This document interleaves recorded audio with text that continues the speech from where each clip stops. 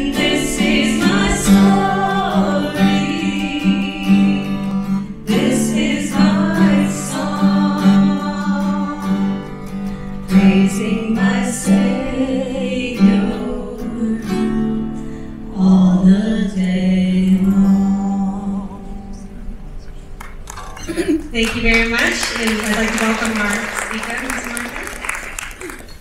Thank you so much. That was beautiful to hear all you folks out there singing. Just a sweet, worshipful sound.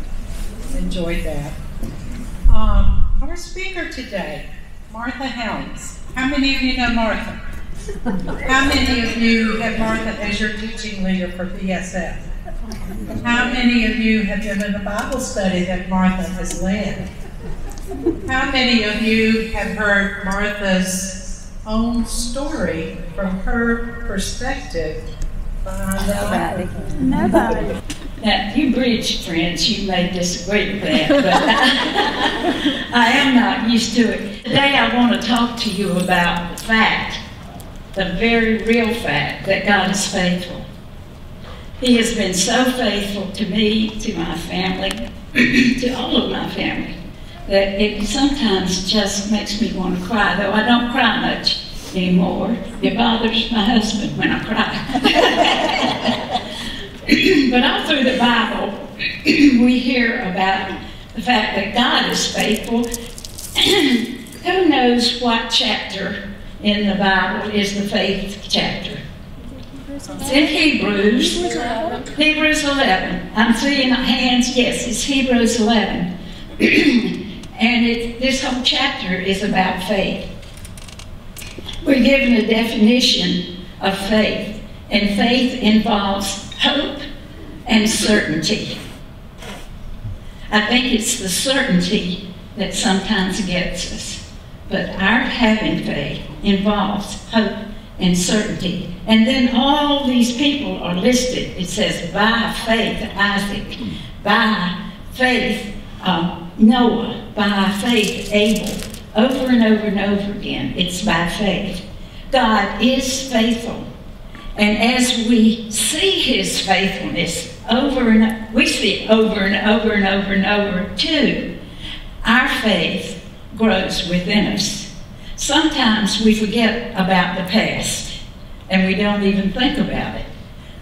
But do you remember that God kept telling the Israelites to remember the Red Sea, to remember crossing over into Jordan, to remember being brought out of the slavery in Egypt. As we remember his faithfulness in our lives, our faith grows. I decided y'all needed to hear about a rough time when God was faithful. And it started when I was pregnant with Nancy. Vertigo. Are you familiar with vertigo? I see a lot of heads nodding. They finally put a name to this kind of vertigo, and it's Meniere's disease. Meniere was the man who put a name to it, discovered all of what it was. My friend Kay Posey calls it mean ears disease, because it was mean, right? Vertigo causes you to become unbalanced. All of a sudden, pretty much, the room starts to spin, and you get real dizzy, and you had better go lie down quickly as you can. But even when you lie down, you start, I hate to say this while we're eating, you start projectile vomiting. And when you project vomiting like that from your mouth, the other end of you projects that way. So I knew what to do once I had one of these spells. My daddy had it too, by the way, it's hereditary. I had my plastic trash can. I had 2 towels, one to lie on because of the other projectile, one to just wipe myself with, and a wet washcloth. As soon as I felt it coming on, I would go up to my room, close the door, nobody admitted, and went through several hours of this over and over and over and over again. And then for 3 days, I was wiped out. Now, this was when my children were young. And I marvel at how patient Tommy was with me. One of my sons saw me a few years ago have one of these spells, and he said, I had no idea it was this bad. Well, I was glad that he didn't have any idea. Jay, did you have any idea? Yeah, you knew something wasn't right. Well, I had been going to see Dr. Majors at Raleigh Ear, Nose, and Throat. Anybody know Dr. Majors besides me? Yes! I am glad to see that hand go up, Judy. He was wonderful. Talk about patience. Oh, he was patient with me as I would have. He wanted me to come in while I was having one of those spells. Duh.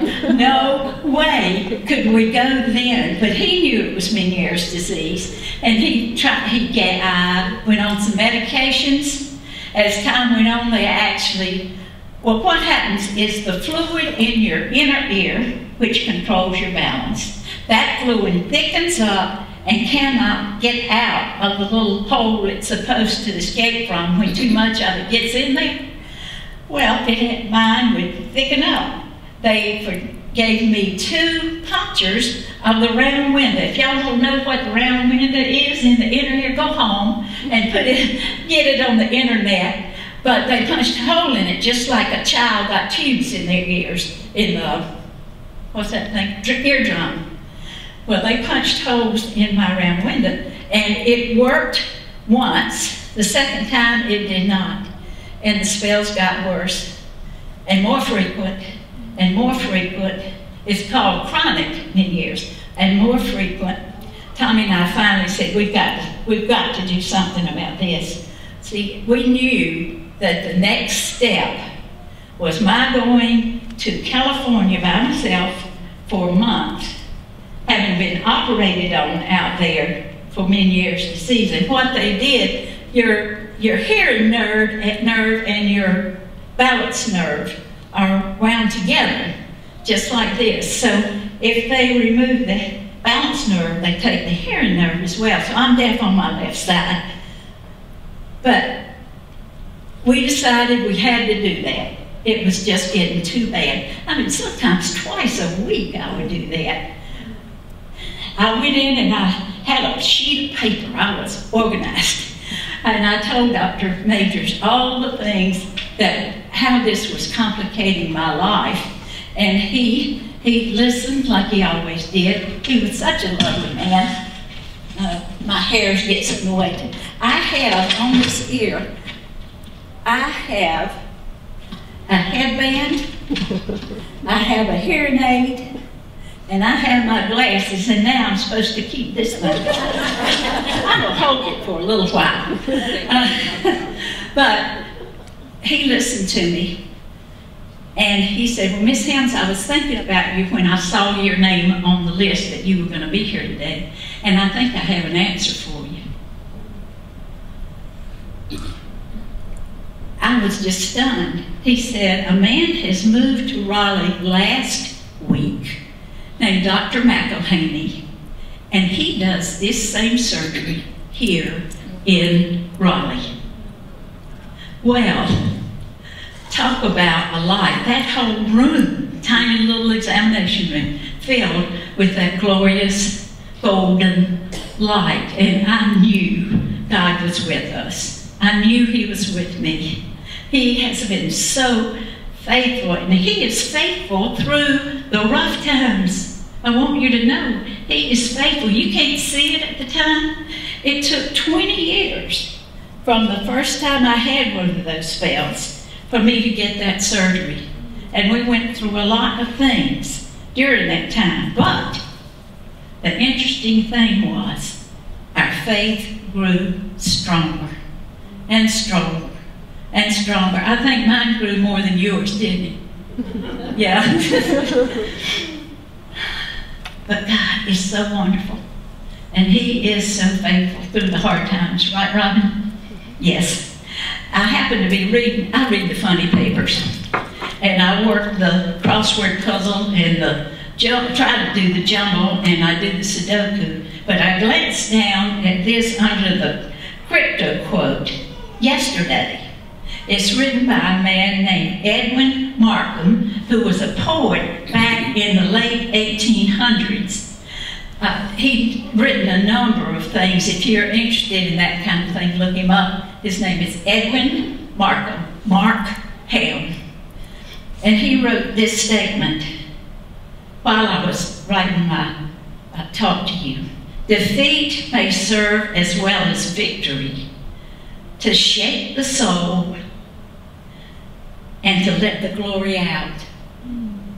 Isn't that wonderful? That the defeatist, the times you go through that feel like defeats, can be times when God is shaking your soul so that the glory can come out.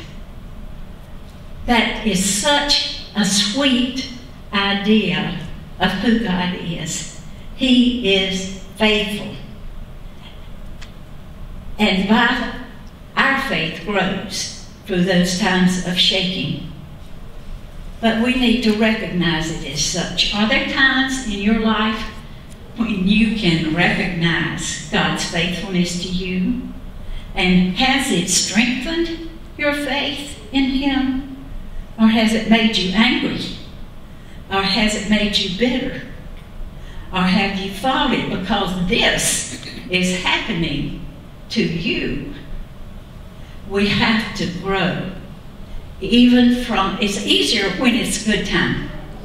It's very easy to look back at the great times, at the fact that I had two loves from the deep of my heart, the fact that we have 4 healthy, wonderful children and 11 grandchildren. It's easy to look back at those times, but we have to look back at the times when things look dim. And we have to understand that God is with us just as surely then as He was during the good times. Our God is so faithful. Now, can you think of a hymn that might be appropriate to sing now? Great is thy faithfulness, Rob and Lauren.